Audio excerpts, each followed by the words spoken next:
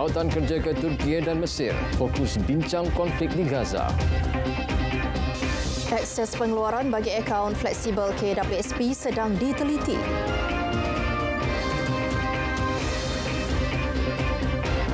Assalamualaikum dan salam Malaysia Madani.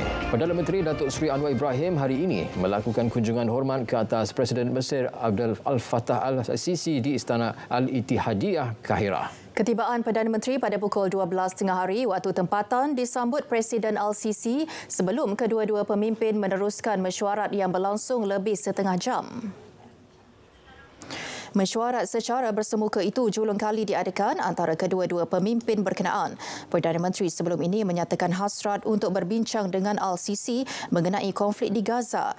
Beliau diiringi Menteri Luar Datuk Seri Dr. Zamri Abdul Kadir, Duta Besar Malaysia ke Mesir Zamani Ismail dan Timbalan Menteri Pelancongan Seni dan Budaya Mesir Khairul Firdaus Akbar Khan. Malaysia sebelum ini menghargai tindakan Mesir yang banyak membantu dalam memudahkan penghantaran bantuan kemanusiaan kepada rakyat Palestin dengan selamat melalui sempadan Rafah, Gaza. Laluan tanpa halangan untuk menyalurkan bantuan kemanusiaan dan perubatan itu penting dalam membantu rakyat Palestin yang berdepan kekurangan keperluan asas susulan sekatan penuh rejim Israel.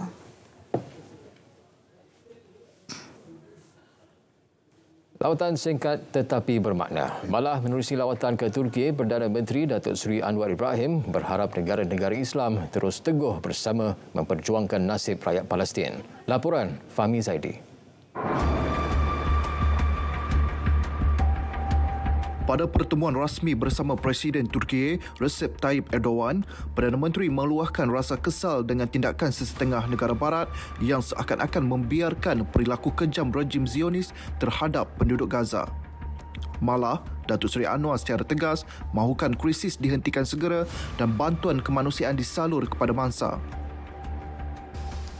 Kita juga melahirkan rasa kesal kerana isu kemanusiaan ini tidak mendapat dukungan dari beberapa negara barat yang menyukarkan pendirian kita untuk memusatkan perhatian sekarang isu menghentikan segala bentuk serangan ke atas rakyat dan membantu mereka dari sudut kemanusiaan. Selain Presiden Turki, beberapa pemimpin negara Arab yang ditemui Perdana Menteri turut menyokong pendirian Malaysia berhubung situasi terkini di Gaza. Yang secara positifnya adalah Menteri Luar Negara Islam yang diwakili oleh Menteri Luar Zamri itu membuat ketetapan yang agak positif, menghentikan serangan dan meningkatkan usaha membantu rakyat dari segi kemanusiaan. Konflik di Gaza kini pada tahap membimbangkan. Jika Israel terus berkeras tidak mahu menghentikan serangan terhadap Gaza, ia boleh mencetuskan krisis berpanjangan yang akan melibatkan banyak negara Arab. Lawatan kerja Perdana Menteri Datuk Seri Anwar Ibrahim ke Istanbul ini merupakan satu inisiatif Malaysia dalam memperjuangkan nasib dan hak rakyat Palestin. Pastinya, melalui pertemuan dua hala antara Malaysia dan Turki ini diharap dapat membuka mata negara-negara luar untuk sama-sama mengutuk dan mengecam tindakan yang dilakukan oleh rejim Zionis terhadap rakyat Palestin. Fahmi Zaidi, Istanbul, RTM.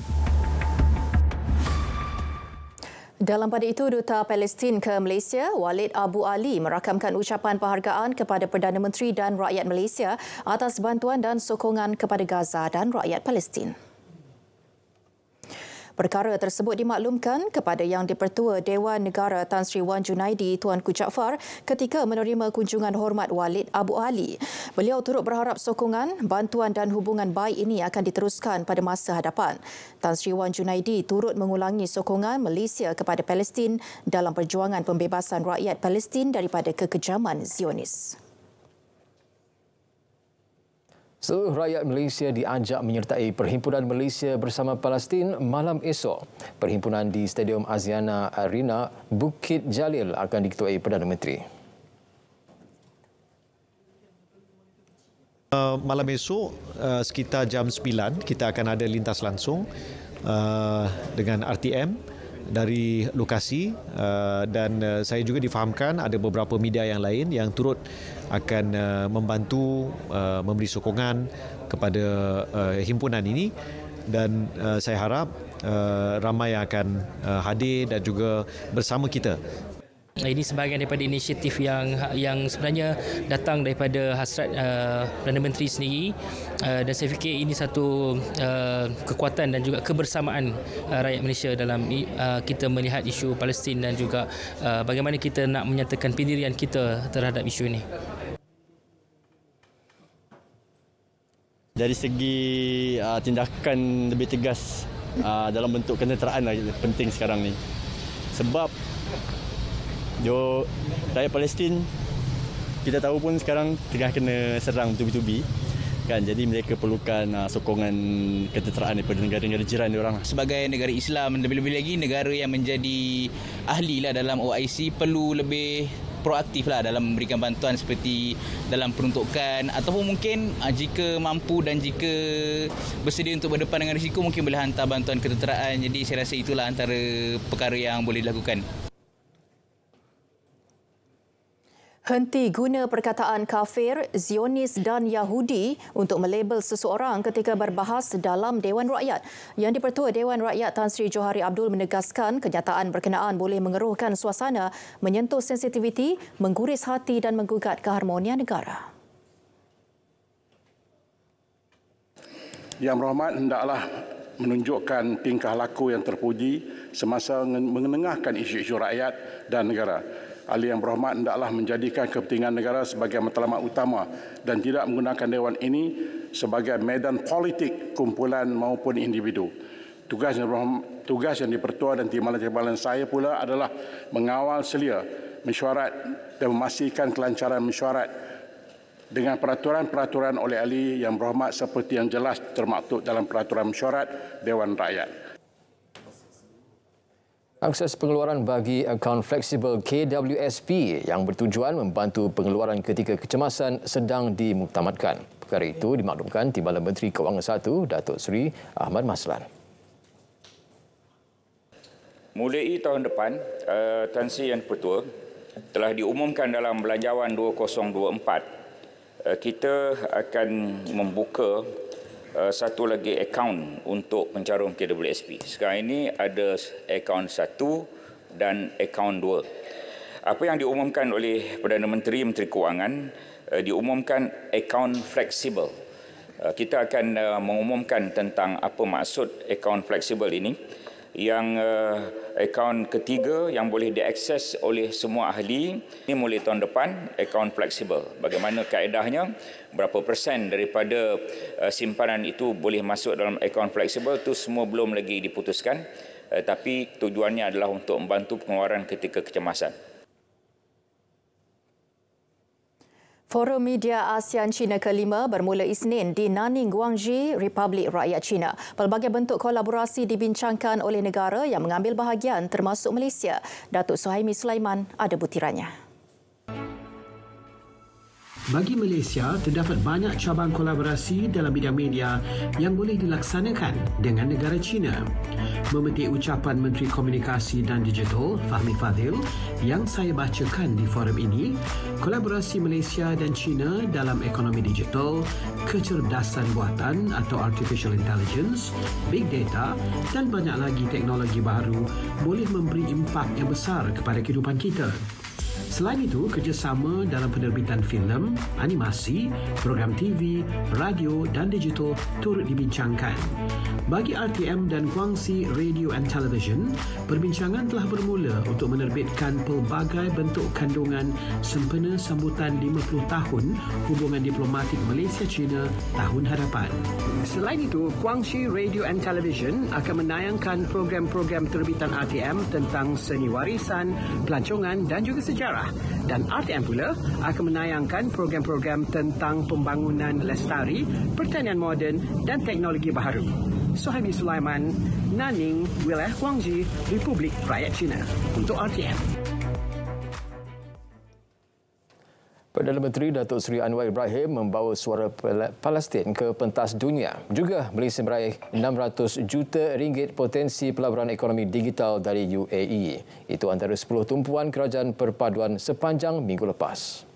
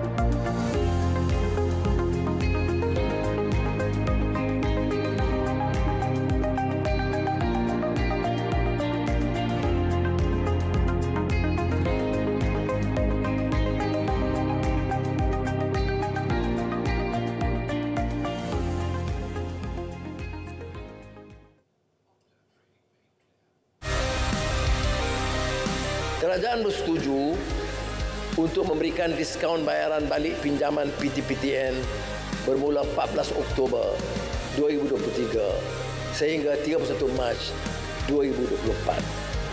Pertama, diskaun 10% atas bagi hutang untuk penyelesaian penuh pinjaman. Diskaun 10% untuk bayaran sekurang-kurangnya 50% daripada baki hutang dalam sekali bayaran. Diskaun 15% untuk bayaran secara potongan gaji atau debit terus berjadual. Bermula Januari 2024, yuran bagi tujuan pendaftaran masuk ke Universiti Awam dihadkan untuk tidak melebihi RM1,500. Ini supaya selari dengan nilai pemberian wang pendahuluan pinjaman oleh PTPTN berjumlah RM1,500 kepada semua bakal pelajar baru yang layak.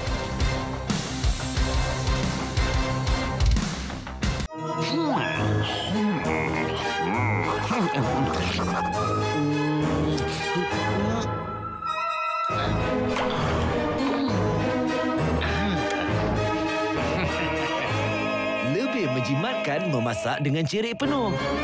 Satu lagi idea bernas untuk anda. Bertemu kembali. Kaedah pembayaran balik pinjaman PTPTN mengikut Income Contingent Loan ICL merupakan cadangan yang praktikal. Perdana Menteri berkata kaedah itu tidak membebankan peminjam. 5 juta orang pelajar baru. Justru saya melihat cadangan NRC untuk memperkenalkan kaedah pembayaran balik pinjaman mengikut Income Contingent Loan ataupun ICL yang dilaksanakan melalui pemotongan gaji secara automatik melalui Lembaga Hasil Dalam Negeri ataupun LHDN sebagai satu cadangan yang praktikal dan tidak membebankan peminjam. Teks ucapan beliau dibacakan oleh Timbalan Perdana Menteri Datuk Seri Fadilah Yusof pada majlis penutupan Hari Terbuka Pendidikan Tinggi Negara di Putrajaya. Akta Dadah Berbahaya 1952 akan dipinda bagi membolehkan hukuman lebih berat dikenakan. Timbalan Perdana Menteri Datuk Seri Dr. Ahmad Zahid Hamidi berkata, 3 matlamat utama digariskan dalam usaha mempanteras gejala dadah yang semakin membimbangkan. Beliau dalam kenyataan menjelaskan ia meliputi tindakan menghalang penyeludupan dan pengedaran, meluaskan akses kepada rawatan dan pemulihan serta meningkatkan daya tindak individu. Pengukuhan Jabatan Siasatan Jenayah Narkotik JSJN PDRM juga akan diperkasa. Selain meneliti keperluan mewujudkan peruntukan undang-undang dalam menyelia platform e-dagang bagi membanteras pembelian dan penghantaran dadah menerusi aplikasi dalam talian. Datuk Seri Dr. Ahmad Zahid yang juga pengurusi Jawatan Kuasa Kabinet Membanteras Gejala Dadah JKMD mempengerusikan mesyuarat JKMD bilangan 2 tahun 2023 di Ibu Negara. Satu laporan polis dibuat Parti Keadilan Rakyat PKR cabang Bandar Tun Razak kepada pemilik akaun media sosial yang didakwa muat naik hantaran berbaur fitnah terhadap ahli parlimen kawasan itu, Datuk Seri Dr. Wan Azizah Wan Ismail. Gambar yang telah diambil dari Instagram Ben Netanyahu, iaitu Presiden Israel, adalah gambar bersama isteri-isteri Perdana Menteri yang hadir ke mesyuarat PBB ke-78. Pada 21 bulan 9, gambar ini telah diedit dan dijadikan video dan telah disebar dan dimuat naik ke media sosial Facebook pemilik saya Jojo ya, Muhammad Arif, dan TikTok Ratu Naga, dan Caki Caki Hos Nakal yang telah dilihat oleh 100,000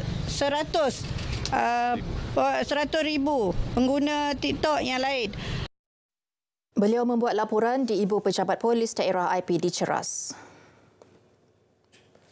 7 empangan bekalan air dikenal pasti berisiko tinggi mendatangkan masalah sumber air jika berlaku sebarang kegagalan fungsi yang turut berpunca perubahan iklim.